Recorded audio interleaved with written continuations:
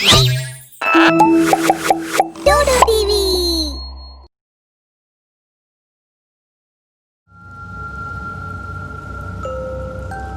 இன்னைக்கு மான்பூர் கிராமத்து தலைவரோட பொண்ணோட கல்யாணம். எல்லாரும் ரொம்ப சந்தோஷமா இருந்தாங்க. அவருடைய பொண்ணு ரெடியானதுக்கு அப்புறம் அவளுடைய ஃப்ரெண்ட்ஸ் கூட உட்காந்து பேசிக்கிட்டு இருந்தா. இன்னைக்கு நான் ரொம்ப சந்தோஷமா இருக்கேன் மகளே. இன்னைக்கு உனக்கு கல்யாணம். நீ என்னை விட்டு போகிறது எனக்கு வருத்தமா தான் இருக்கு. ஆனா நீ சந்தோஷமா இருப்பல்ல, அது போதும் எனக்கு. கொஞ்ச நேரத்துக்கு அப்புறம் ஒரு கார் வந்துச்சு. கார்ல மாப்பிள்ளை உட்கார்ந்து இருந்தாரு. அவரு கார் கதவை திறந்தாரு. ஆனா உள்ள இருந்து மாப்பிள்ளை இல்ல. அதுக்கு பதிலா அவருடைய பிணம் தான் கீழே விழுந்துச்சு.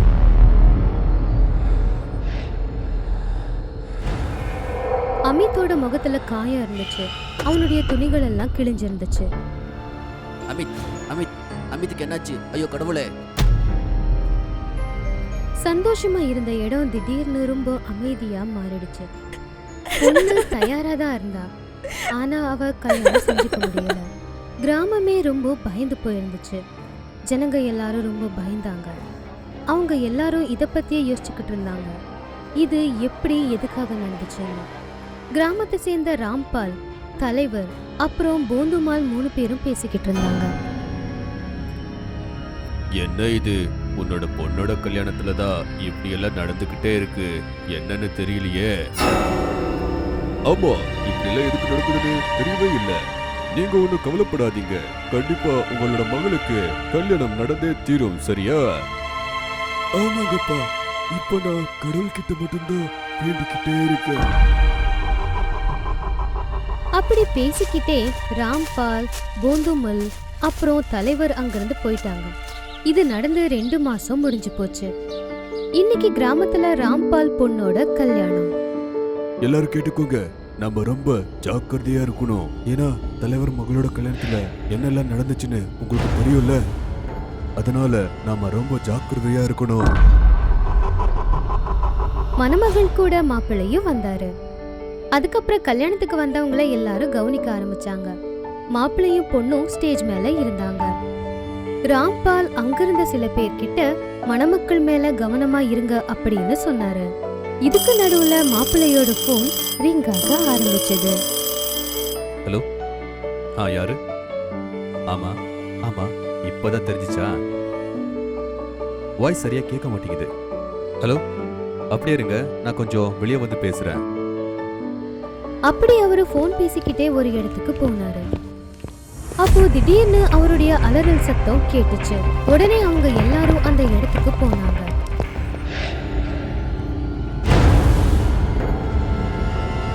அட, என்ன இது? என்னோட மகளோட கல்யாணத்துலதான் இப்படி நடக்கணுமா? கடவுளே, என்ன இது? என்னோட மாப்பிள்ளை இப்படி செத்து கிடக்குறாங்களே, என்ன பண்றது? எல்லாரும் ரொம்ப பயந்துட்டாங்க. இந்த தடவையும் பொண்ணு தயாரா இருந்துச்சு. ஆனா மாப்பிள்ளை கூட போகல. கிராமத்துல இத பத்தி பேசிக்க ஆரம்பிச்சாங்க. ஊர் தலைவர், அப்புறம் போந்துலால், அப்புறம் ஒரு பொம்பளை. இவங்க எல்லாரும் ஒரு இடத்துல நின்னு பேசிக்கிட்டு இருந்தாங்க. நம்ம கிராமத்துல தீய சக்தி இருக்கு. முதல்ல தலைவர், அதுக்கப்புறம் ராம்பாலோட கல்யாணத்துல மாப்பிள்ளை பொழைக்கவே இல்லை. என்ன இது? அவங்கெல்லாம் எப்படி செத்தாங்கன்னு தெரியலையே. எனக்கு தோணுது இது ஏதோ பேய் பூதத்தோட வேலைன்னு. நம்ம கிராமத்துல நடக்கிற கல்யாணத்தை கண்டிப்பா ஒரு பேய் கெடுக்குது. அப்படியும் இருக்கலாம். ஆனா இப்ப என்ன பண்றது? ஒண்ணுமே தோணவே மாட்டேங்குது. கிராமத்துல கொஞ்ச நாள் இப்படியே தான் இருந்துச்சு. கொஞ்ச நாளுக்கு அப்புறம் போந்துலாலோட பொண்ணோட கல்யாணம் நடக்க இருந்துச்சு. கல்யாணம் நடக்குது, நெஞ்சு வெடிக்கிற மாதிரி இருக்கு. என்னோட பொண்ணோட கல்யாணத்திலயும் அதே மாதிரி ஆயிடுச்சுன்னா என்ன பண்றது? ஆனா அப்படி எதுவும் நடக்கல. போந்துலால் வீட்டு மாப்பிள்ளையும் அங்க வந்தாரு. கல்யாணமும் நடந்துச்சு. கல்யாணம் முடிஞ்சதுக்கு அப்புறம் எல்லாருடைய முகமும் பயத்துல நடுங்குச்சு. விளக்கு எரியவும் அணையவும் ஆரம்பிச்சது. ரொம்ப வேகமா காத்து வீசுச்சு.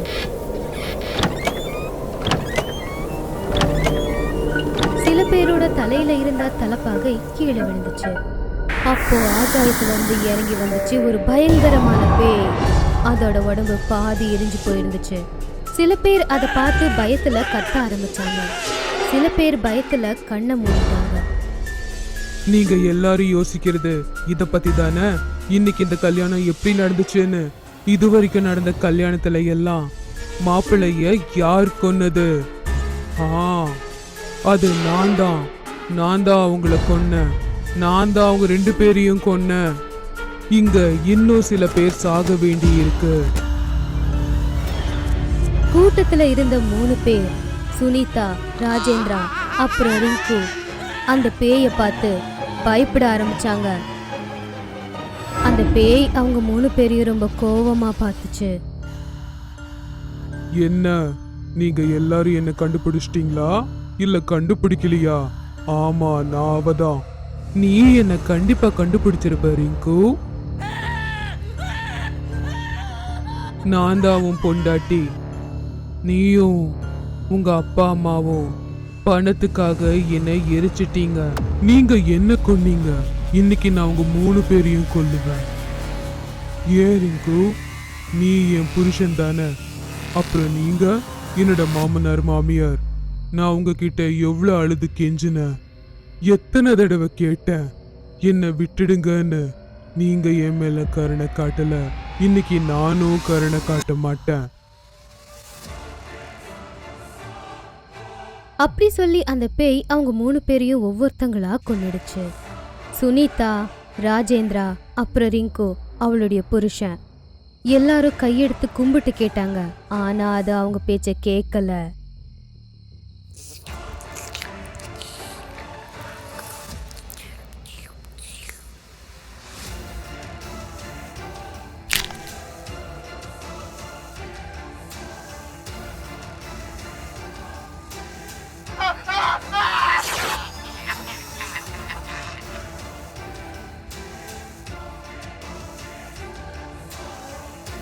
எந்த பொண்ணுக்கு கல்யாணம் நடந்துச்சோ அந்த பேய் அவகிட்ட சொல்லுச்சு, கல்யாண பொண்ணே, இங்க வா. பயப்படாத, இங்க வா. நீ என்ன கொன்னுடுவ. நான் உனக்கு என்ன துரோகம் செஞ்சேன்? இல்ல, நான் உன்னை கொல்ல மாட்டேன். கண்டிப்பா கொல்ல மாட்டேன். உன் புருஷனையும் நான் கொல்ல மாட்டேன். ஆனா நீ இதுவரைக்கும் நடந்த கல்யாணத்துல இருந்த மாப்பிள்ளைங்களை ஏன் கொன்ன? ஏன்னா நான் உங்களை கொன்னு இருக்க மாட்டேன். ஒருவேளை அவங்க வரதட்சணைக்கு ஆசைப்படாம அந்த பொண்ணுங்களை கல்யாணம் பண்ணிக்கணும்னு நினைச்சிருந்தா. அவங்க எல்லாரும் வரதட்சணைக்காக தான் கல்யாணம் செஞ்சுக்க வந்தாங்க. ஆனா உன் புருஷன் அப்படி இல்ல. அதனாலதான் நான் அவனை கொல்லவும் மாட்டேன். நான் இங்க என்னுடைய பகையை தீர்த்துக்க, அவங்களுக்கு தண்டனை கொடுக்கறதுக்காக தான் வந்தேன். வரதட்சணைக்காக பொண்ணுங்களை சாகடிக்கிறவனுங்களுக்காக இப்ப நான் போறேன். ஆனா மறுபடியும் இப்படி நடந்துச்சுன்னா நான் கண்டிப்பா வருவேன். எனக்கு வந்த அந்த நிலைமைய மத்த பொண்ணுங்களுக்கு நான் வரவிட மாட்டேன். தலைவரும் ராம்பாலும் அந்த பேய்க்கு நன்றி சொன்னாங்க. உடனே அந்த பேய் அங்கிருந்து போயிடுச்சு. அதுக்கப்புறம் எப்பவும் திரும்ப வரல.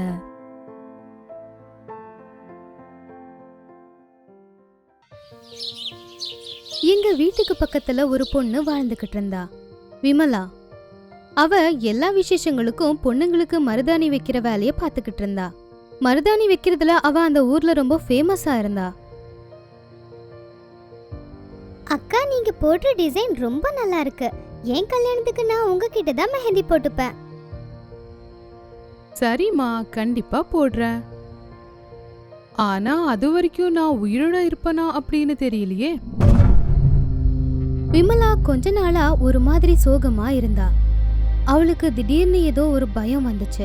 அவ சீக்கிரமா செத்து போயிடுற மாதிரி. நீங்க பாரு, விமலா மெஹந்தில என்ன பேட்டர்ன் போட்டிருக்கான்னு கொஞ்சம் வித்தியாசமா இருக்குல்ல? அட ஆமா, இது வித்தியாசமா இல்ல, ஏதோ ஒரு மாதிரி இருக்கே.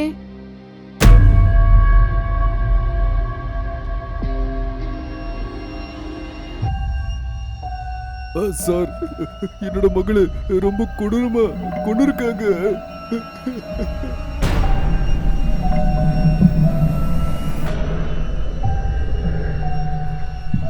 குமார், எல்லாரையும் விசாரணை பண்ண. ஒரு க்ளூ கிடைச்சாலும் கப்புன்னு பிடிச்சிக்கோ. போலீஸ்க்கு இந்த கேஸ் ரொம்ப காம்ப்ளிகேட்டடா இருந்துச்சு.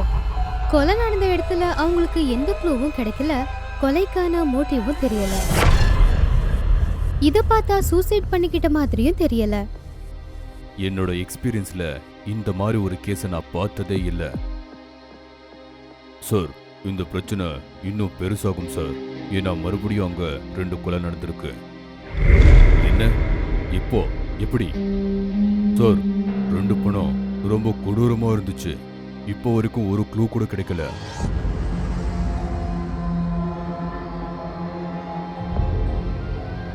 அடுத்தடுத்து கொலைகள் நடந்துகிட்டே இருந்துச்சு. ஆனா போலீஸ்காரங்களுக்கு எந்த க்ளூவும் கிடைக்கல. அப்போ இந்த பக்கம் நகரத்துக்கு நடுவுல இருந்த விமலாவோட வீட்டுல, விமலா, நீ போடுற மெஹந்தி எப்படி இருக்கணும்னா அது எப்பவும் வெளுக்க கூடாது. ஹா ஹா ஹா ஹா இந்த மெஹந்தியோட கலர் எப்பவுமே குறையாது.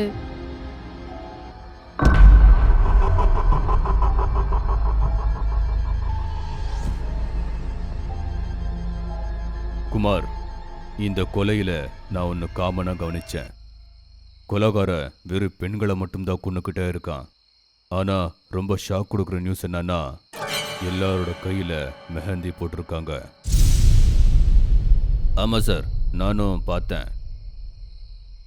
ஒருவேளை இந்த மருதாணிக்கு பின்னாடி என்ன இருக்குன்னு தெரிஞ்சுக்கிட்டா நாம கண்டிப்பா கண்டுபிடிக்கலாம்.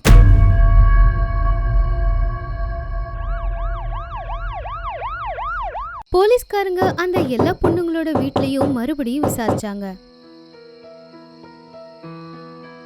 அப்போ அவங்களுக்கு தெரிஞ்சது இறந்து போன பொண்ணுங்க எல்லாரும் சாகிறதுக்கு 4 மணி நேரத்துக்கு முன்னாடி தான் மெஹந்தி போட்டாங்கன்னு. அதுவும் ஒரே ஒரு பொண்ணு கையால.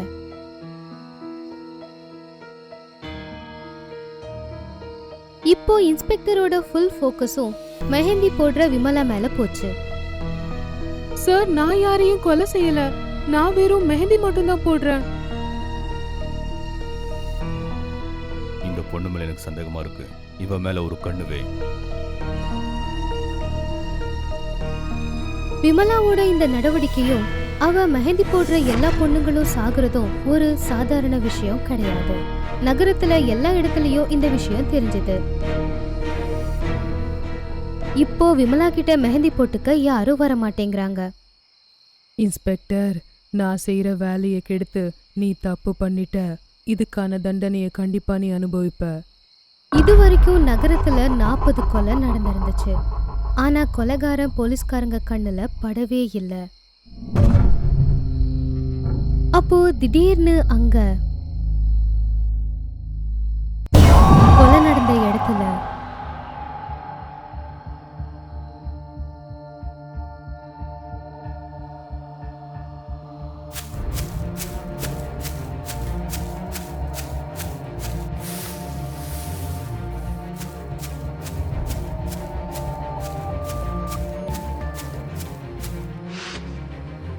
இப்போ நீ தப்பிக்க முடியாது.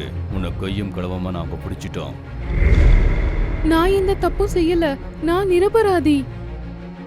நீ அப்பாவியா இல்லனா சீரியல் கில்லரான்னு சட்டம் முடிவெடுக்கும். இவ்வளவு வேன்ல ஏத்து. சார், என்னை விட்டுடுங்க. நான் எந்த தப்பும் செய்யல. இன்ஸ்பெக்டர் விமலா சொன்ன எதையும் நம்ப விரும்பல. அவரு நேரா விமலாவை போலீஸ் வண்டியில ஏத்த போனாரு. அப்போ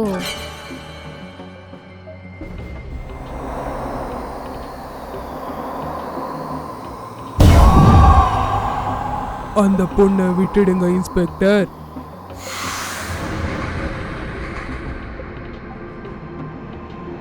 யார் நீ? முன்னாடி வந்து பேசு.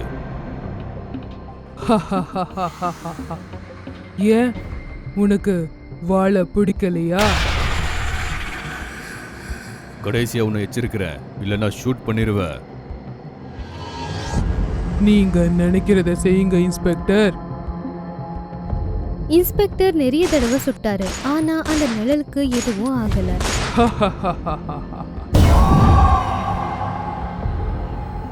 சார், இது பேய் சார். நாம உயிரை காப்பாத்திக்க இங்கிருந்து ஓடியாகணும். கடவுள் நம்ம கூட இருக்கான். பயப்படாத, ஒன்றும் நடக்காது. இப்போ என்னுடைய முறை.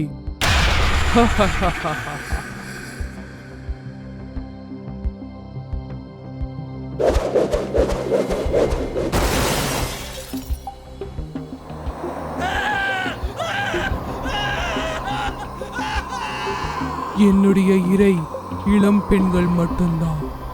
ஆனா நீங்க எல்லாரும் என் வழியில குறுக்க வந்து உங்க உயிரை நீங்களே விட்டுட்டீங்க. அவங்கள கொல்லாத, அவங்கள போக விடு. இந்த விளையாட்டை எல்லாத்தையும் நிறுத்து. நீ எத்தனை அப்பாவிங்களோட உயிரை எடுத்திருக்க. இதுக்கப்புறம் இந்த வேலையை என்னால செய்ய முடியாது. நீ எனக்கு ரொம்ப உபயோகமான பொருள். உன்னுடைய மெஹந்தியால தான் எனக்கு என்னுடைய இறை கிடைச்சது. ஒருவேளை நான் இவங்க 2 பேரை கொல்லக்கூடாது அப்படின்னா நீ இப்ப செய்யற வேலைய எப்பவும் செஞ்சுக்கிட்டே தான் இருக்கணும்.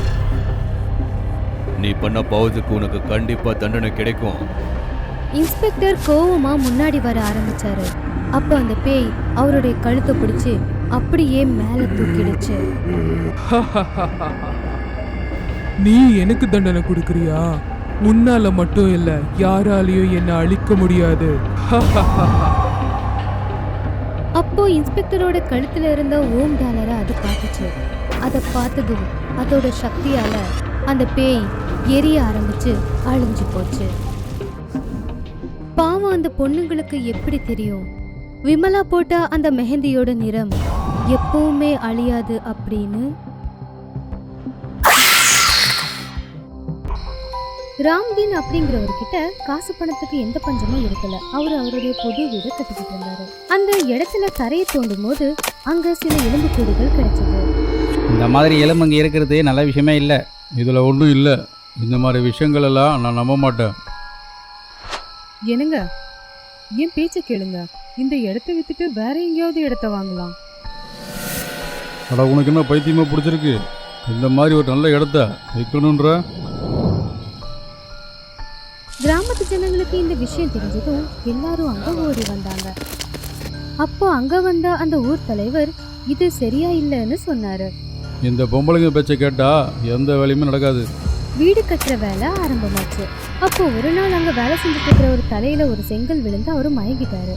அதுக்கப்புறம் அவரு எழுந்திருச்சு சொன்னாரு, ஐயோ, எலும்பால இந்த மாதிரிலாம் ஆகும் நான் எதிர்பார்க்கல. அப்பா, எல்லாரும் தான் சொல்றாங்களே, ஏன்பா கேட்க மாட்டீங்க? அட, நீ அவனை மாதிரியே பேசுறியா? சீக்கிரமாக அவனை காரில் ஏற்றி ஹாஸ்பிட்டலுக்கு கொண்டு போ. ராம்தீன் யார் பேச்சையும் கேட்கல. ஏன்னா அவரு ரொம்ப கஞ்சனா இருந்தாரு. அதை பத்தி எல்லாருக்கும் தெரியும். அண்ணே, நான் இங்கே வேலை பார்க்க போகிறதில்ல. யாருன்னா உசுர பணியை வச்சு வேலை பார்ப்பா. ராம்தீன் வெளியூர்ல இருந்து ஆட்களை கூட்டிட்டு வந்தாரு. அவங்கள வச்சு ராவும் பகலுமா வேலை வாங்கிட்டு ஒரு நாள் வீட்டுக்கு திரும்ப வந்துட்டு இருக்கும்போது, இந்த வீட்டை நீ கட்டி முடிச்சதுக்கப்புறம் கூட ஒரு நாள் இங்கே வாழ முடியாது. யாரங்க முன்னால வாங்க. அவருடைய வேஷ்டி ஏதோ ஒரு பாறையில சிக்கிக்கிச்சு. அவரு கீழே விழுந்தாரு. அவரு சமாளிச்சு எழுந்திருச்சாரு. அப்புறம் பார்த்தாரு, அவங்க நெத்தியில பெரிய காயம் பட்டுச்சு. ராம்தீன் அவருடைய வீட்டுக்கு ஓடினாரு. ஆனா யாருக்கிட்டையும் எதுவும் சொல்லல. எப்படியோ 6 மாசத்துல அவர் வீடை கட்டி முடிச்சிட்டாரு. அதுக்கப்புறம் அந்த வீட்டுல குடும்பத்தோட சேர்ந்து ஒரு பூஜையை செஞ்சுட்டு அந்த வீட்டிலேயே தங்க முடிவு செஞ்சாரு. ஆனா எந்த கொண்டாட்டமும் அங்க இல்லை. அன்னைக்கு நைட்டு அவரு கட்டில்ல படுத்துக்கிட்டு இருந்தாரு. நடுராத்திரி ஆயிடுச்சு. ஐயோ, யார் அது? ஏன் கழுத பிடிக்கிறீங்க? எனக்கு ஏன் பாய பிடிக்கிறீங்க? நான் கீழே விழுந்துருவேன். என்னை யாராவது காப்பாத்துங்க, என்னை யாரும் காப்பாத்துங்க, காப்பாத்துங்க, என்னை யாராவது காப்பாத்துங்க. இந்த இடத்துல எதுக்கு வீடு கட்டின? இது என்னோட இடம். ஏன் யார் அது? நான் இந்த இடத்த 2 லட்சம் கொடுத்து இலாவகிட்ட வந்து வாங்கினேனே, அது அவனோட இடம்னு சொன்னானே. நான் இந்த இடத்துல யாரும் தங்கறதுக்கு அனுமதிக்க மாட்டேன். இங்கிருந்து போ. ஐயோ, யாராவது இருக்கீங்களா? என்னை காப்பாத்துங்களேன். ஐயோ, வீடியோ கூப்பிடுங்க. ஐயோ, உள்ள ஏதோ பேய் இருக்க போல இருக்கு. என் பாயை எடுத்து வெளில போடுங்க, எனக்கு பயமா இருக்கு. பேயா? எங்க இருக்கு பேய்? என் கண்ணுக்கு எதுவுமே தெரியலையே. வேண்டான்னு சொன்னப்ப கேட்கல, இப்ப பாருங்க. வீரு, வீரு, வேகமா வா. என்னப்பாச்சு? இந்த வீட்டில் ஏதோ பேய் இருக்கு. யாரோ என் கழுத்தை பிடிச்சி நெரிச்சாங்க. கண்ணை திறந்து பார்த்தா அங்கே யாருமே இல்லை. அது ஒரு வாட்டி எச்சரிக்கை படிச்சு இந்த இடம் எனக்கு சொந்தமானது போயிட்டுன்னு சொல்லிச்சு. அப்புறம் என் பாயை சுருட்டி போடுச்சு. அப்பா நான் உங்க கூட தூங்குறேன், நீங்கள் நிம்மதியாக படுத்துங்க. குசும் நீ எங்கே இரு.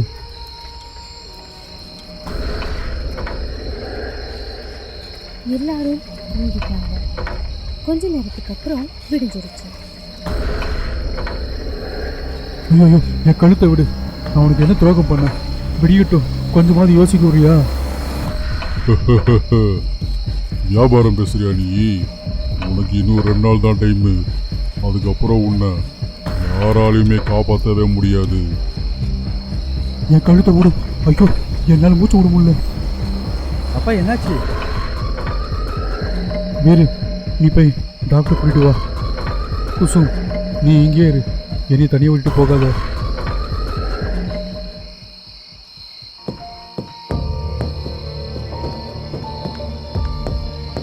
அப்பா டாக்டர் வந்திருக்காரு. தம்பி என்னாச்சு? நேத்தானே நம்ம பார்த்தோம், அதுக்குள்ள உனக்கு என்னாச்சு? எனக்கு ரொம்ப வீக்கமாக இருக்கு, என்னால் எதுவுமே முடியல. ஏதாவது மருந்து இருந்தால் கொடுங்க, நான் அந்த சீட்டில் எல்லாமே எழுதிருக்கேன்.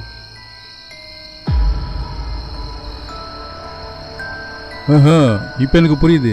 தம்பி வீரு நீ என் கூட வா. வீரு அப்புறம் டாக்டர் கிராமத்தை விட்டு வெளியே வந்தாங்க. வேறு உங்கள் அப்பாவை புது வீட்டில் இருக்கிற அந்த பேய் பிடிச்சி வச்சிருக்கு. இது சரி பண்ணுறதுக்கு ஒரே வழி தான் இருக்குது. சந்தன் நகரில் இருக்கிற பகத்சிங் சர்வீஸ் தான் பார்க்கணும். ரொம்ப தூரத்துலேருந்து அவரை பார்க்க வருவாங்க. நீயும் போயிட்டு அவரை எப்படியாவது கூட்டிட்டு வா.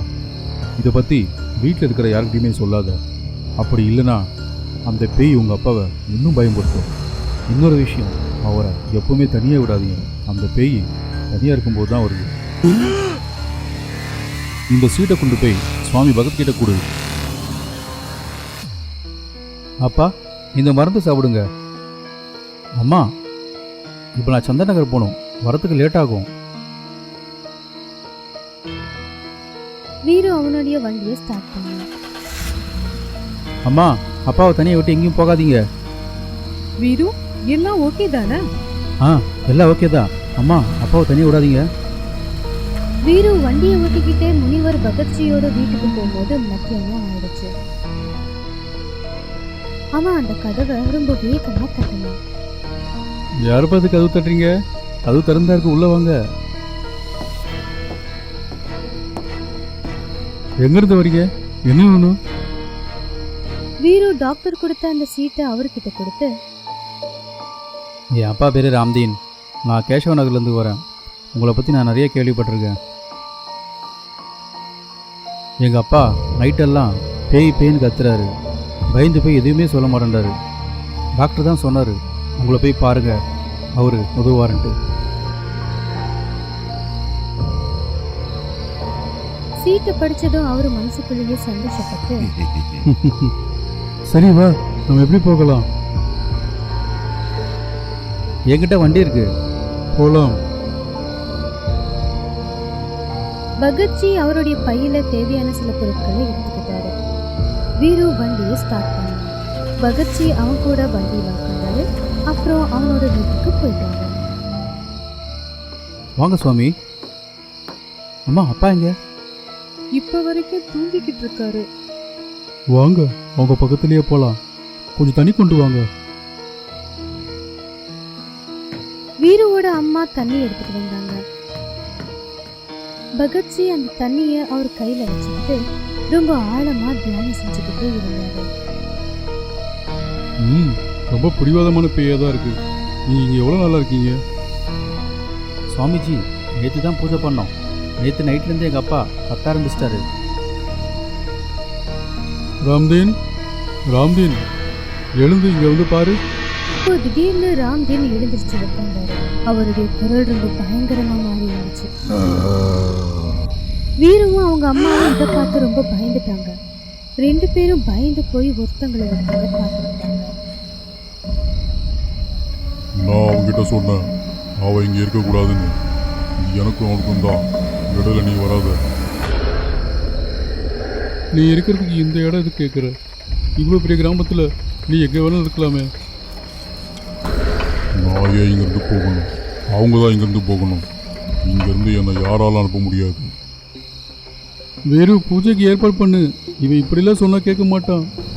வீரு அப்புறம் அவங்க அம்மா ரொம்ப நாளாக வச்சுக்கிட்டு இருந்த ஓமக்குண்டத்தையும் பூஜைக்கு தேவையான பொருட்களையும் எடுத்துட்டு வந்தாங்க. நீங்கள் என்ன பண்ணுறீங்க? நெருப்பு காட்டாதீங்க.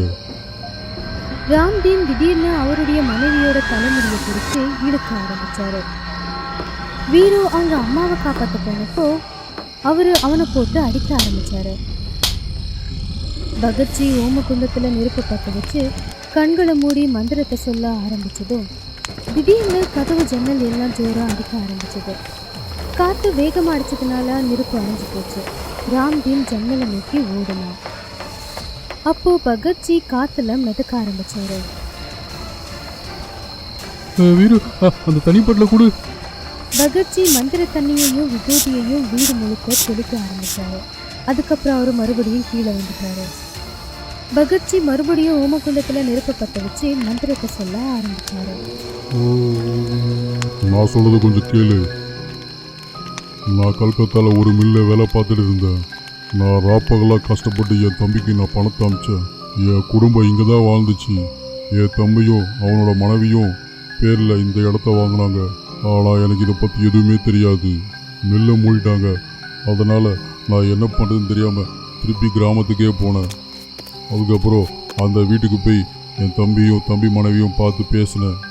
எனக்கு சந்தேகம் வந்து நான் கேள்வி மேலே கேள்வி அவங்கள கேட்டுகிட்டே இருந்தேன். அவங்க ஆத்திரத்தில் என் கழுத்தை நெரிச்சு என்னை அங்கேயே கொண்டுட்டாங்க. அதுக்கப்புறம் அதே இடத்துல என்னை புதைச்சிட்டாங்க. இப்போ சொல்லுங்கள், நான் எங்கே போகிறது? உனக்கு அநியாயம் தான் நடந்திருக்கு. உன் தம்பியும் தம்பி பொண்டாட்டியும் பழிவாகிறத விட்டுட்டு எதுக்கு இந்த அப்பாவி மகளை இப்படி வாட்டுற? அவங்க 2 பேரையும் நான் எப்போவோ கொண்டுட்டேன். இந்த புகையால் எனக்கு மூச்சு முட்டுது. என்னை ஏன் இப்படி கஷ்டப்படுத்துற? என்னை விட்டுரு, நான் இங்கேருந்து போயிடுறேன். என்னை விடு. பகத்ஜி மறுபடியும் மந்திரத்தை சத்தமா சொல்லிக்கிட்டு இருந்தாரு. நான் எங்கேருந்து போயிடுறேன். இந்த ராம்தீன் அப்புறம் என்னோட முக்திக்காகவும் இங்கே பூஜை பண்ணணும். பகத்ஜி 2 மணி நேரம் பூஜை செஞ்சு அப்புறம் எழுந்திருச்சாரு. சுவாமி, என்னை நீங்கள் காப்பாத்துறீங்க. அதே மாதிரி அந்த பேய்க்கு நீங்கள் தான் முக்தி தரணும். அடுத்த நாள் அந்த பேயோட ஆத்மா முக்தி அடைய எல்லாரும் பூஜை செஞ்சாங்க. இப்போ ராம்தீனோட வீட்டுல பேயோட தொல்லையே இல்லை. பகத்ஜி கிளம்புறதுக்காக அவருடைய பையன் மாட்டினாரு. ராம்தீன் அவருக்காக 5000 ரூபாய் பணம் எடுத்துட்டு வந்து அவருக்கு துணியை எடுத்துட்டு வந்து கொடுத்தான். அப்போ பகத்ஜி சொன்னாரு, இதெல்லாம் எனக்கு தேவையில்லை, நீ சரியாயிட்டில்ல, அது போதும் எனக்கு. வெளியே வந்து பணத்தை எண்ணிக்கிட்டு இருந்தாரு. பகத்ஜி, இப்போ சொல்லுங்க, யார் வீட்டை கொள்ளடிக்கலாம்? வாய மூடுறியா? உனக்கு முக்தி வேணுமா? புரிஞ்சுதா உங்களுக்கு? அது பேய் வீடு கிடையாது. பகத்ஜியும் அந்த பேயும் சேர்ந்து இன்னொரு புது வீட்டு பேரும் போட்டுட்டாங்க.